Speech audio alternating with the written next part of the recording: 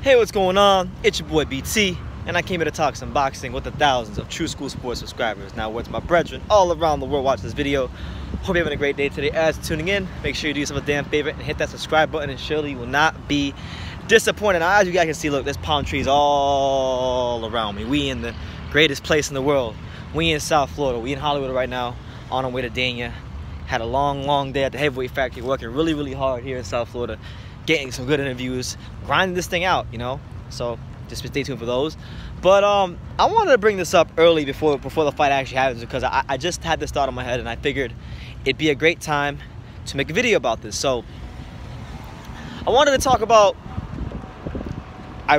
talk about, you know, Anthony Joshua, because he's got his fight with Jarrell Big Baby Miller coming up on June the 1st at Madison Square Garden.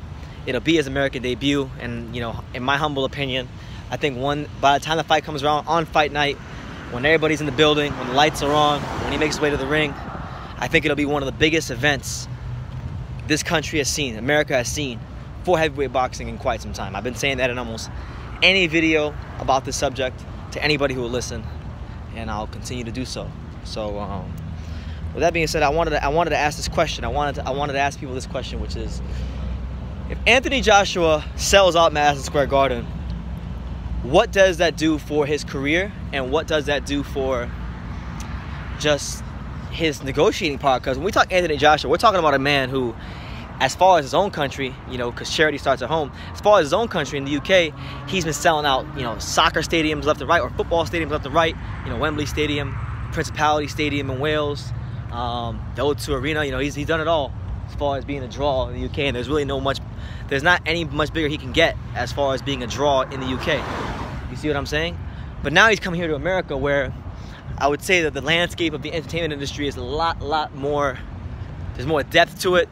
There's more entertainment opportunity in America. This is in fact, whether you like it or not, my UK subscribers, this is the entertainment capital of the world, and it's a lot harder for a fighter to break into the mainstream here in America. It's very tough.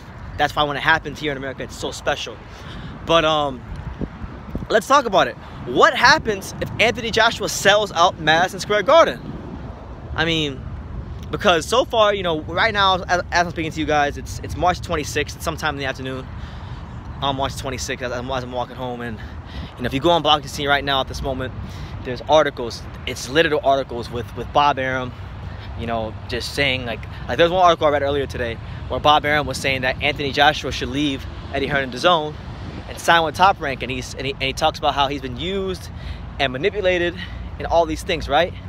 And we know that when it comes to Bob Arum now, when he speaks about the heavyweight division, he's going to speak with the heavyweight division with a slanted opinion now more than ever, because he has a vested interest in one of the big names in the division, which is Tyson Fury, as Tyson Fury has signed his big deal to come to ESPN and fight with Top Rank, you know, fight under the Top Rank banner. So, you know, some of his opinions have changed because he has a vested interest in the division. But let's just talk about what it means. What does it mean as a boxer at any level? Forget it, just heavyweights. What does it mean as a boxer when you sell out Madison Square Garden? Okay, when we talk about Madison Square Garden, we're talking about one of the biggest, if not, you know, might just be the biggest venue.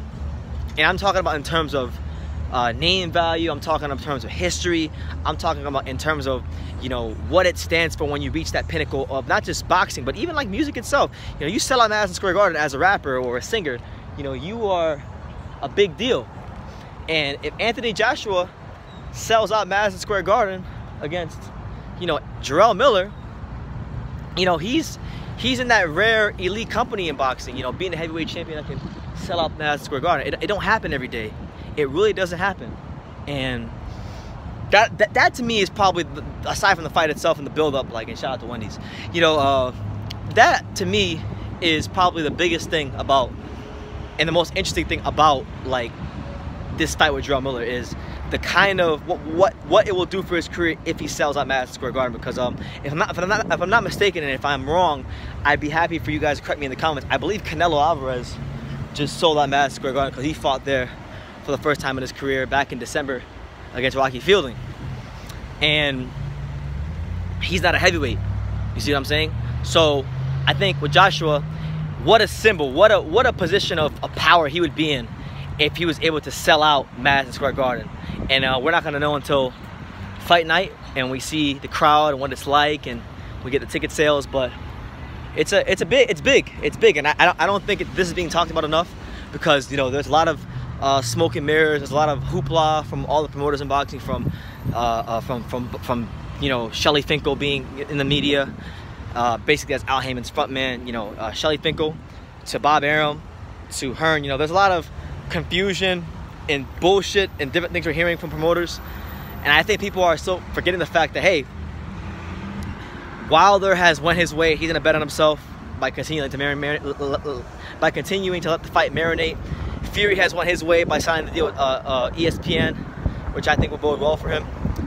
But people are forgetting Anthony Joshua, boxing's, you know, arguably boxing's biggest draw, is fighting at the Mecca of boxing. Okay, he's fighting at the Mecca of boxing, and that's Madison Square Garden, June the 1st.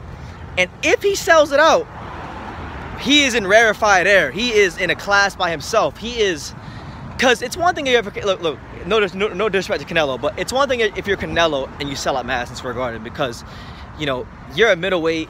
Congratulations, you're a middleweight. But to be the heavyweight champion of the world, and, you know, even though he's not the lineal guy, and I don't think he's better than Tyson Fury, Anthony Joshua is recognized by a vast majority of people as the heavyweight champion of the world at this moment in time. And for him, hold on, I'm gonna get my card. Shit. And for him to be recognized as that before the fight, be undefeated, have 3 belts, to be the heavyweight champion of the world, who's not even from America, who sells out the Madison Square Garden in his American debut, what a statement that would be. What a way to say, hey, I am that guy in the division. And I think if he's able to do that if he's able to do that in his first fight with Miller, you know, no doubt about it, Anthony Joshua has all the chips in the division. You know, right now he has most of the chips in the division, but he doesn't have all of them. You know, and I think that's the last domino that needs to fall his way. Is one of the last 2 dominoes that needs to fall his way for him to have all the chips at heavyweight, because he's got the most belts. He's got the best body of work. He's the most marketable. He's the most followed one on social media. You know, he's the biggest draw in his home country out of the 3, of the big 3 at heavyweight. So now that he's coming to a new market, if he's able to sell out at the Mecca of boxing, at one of the world's most famous and historic venues for not just sports but entertainment at large, you know, he's got all the chips in the division. And I hate to be the guy at the negotiating table who has to deal with Eddie Hearn, Anthony Joshua, and John Skipper in the zone after they've, if he gets past the next fight, beats Miller, and has sold out the Madison Square Garden. So I'm gonna leave it at that. Anthony Joshua has a massive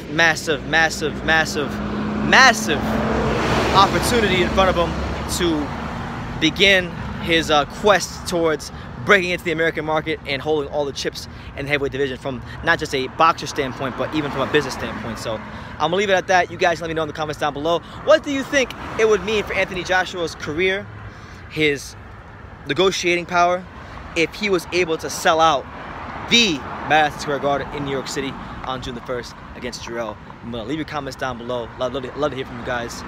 Take the time to subscribe as always. Like I say in every single one of these videos, you can love me or you can hate me, but I'm just Gift from Daniel. So until next time, take care, guys.